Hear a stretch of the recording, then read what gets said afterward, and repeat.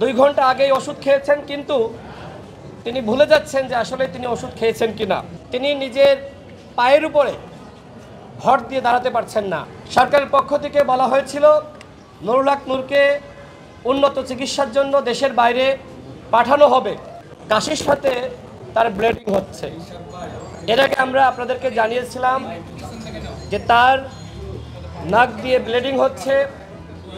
এখনো পর্যন্ত নুরুল হক নূরের শারীরিক অবস্থার কোনো উন্নতি হয়নি। আজকে আমি তার যে বর্তমান অবস্থা সেটি আপনাদের মাঝে তুলে ধরছি। নুরুল হক নূরের শর্ট টাইম মেমোরি লস হচ্ছে। তিনি যখন কথা বলতে যাচ্ছেন, কথা তিনি পুরোপুরি শেষ করতে পারছেন না। আবার কিছুটা তিনি অগোছালোভাবে কথা বলছেন। এই জায়গা থেকে আমাদের কাছে মনে হচ্ছে যে তিনি আসলে শর্ট টাইম মেমোরি তিনি লস করছেন।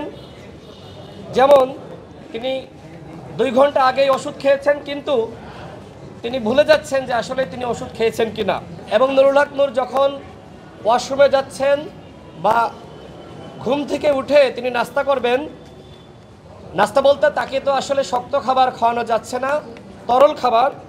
তিনি নিজের পায়ের উপরে ভর দিয়ে দাঁড়াতে পারছেন না, অর্থাৎ তার নিজের দেহের উপরে নিজের ব্যালেন্স নাই।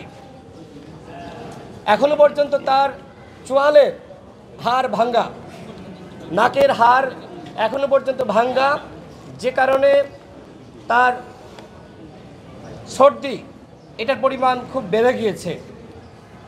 সরকারের পক্ষ থেকে বলা হয়েছিল নুরুল হক নূরকে উন্নত চিকিৎসার জন্য দেশের বাইরে পাঠানো হবে, কিন্তু আমার কাছে মনে হচ্ছে যে বিষয়টি নিয়ে গড়িমসি করা হচ্ছে এবং বিভিন্ন মহল নুরুল হক নূরকে উন্নত চিকিৎসার জন্য যাতে দেশের বাইরে সরকারের পক্ষ থেকে না নেওয়া হয়, এই জন্য একটি মহল সক্রিয়ভাবে কাজ করছে।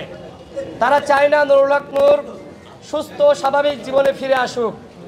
যেটি মির্জা আব্বাস ভাই বললেন, পরিকল্পিতভাবে ছাড়া কোনোভাবেই এই ঘটনা ঘটতে পারে না।